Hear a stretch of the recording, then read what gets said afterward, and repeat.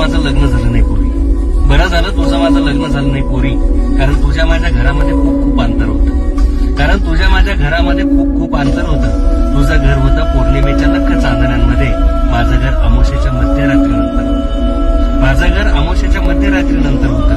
खरं खुरं प्रेम होतं तुझ्यावर, उथळ पाण्याचा खळखळाट नव्हता. खरं खुरं प्रेम होतं तुझ्यावर, उथळ पाण्याचा खळखळाट नव्हता. आजही मनाच्या किनाऱ्यावरती तुझ्या नावाचं अख्खं गाव वसलं आहे.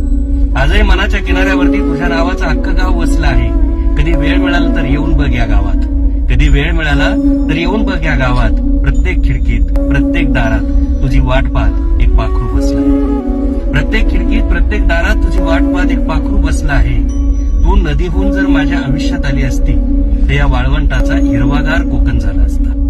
तू नदीहून माझ्या आयुष्यात आली असती तर ह्या वाळवंटाचा हिरवागार कोकण झाला असता. बर्फाचा शालू घेऊन हिमालय सुद्धा कन्याकुमारीला भेटायला गेला असता. बर्फाचा शालू घेऊन हिमालय सुद्धा कन्याकुमारीला भेटायला गेला असता.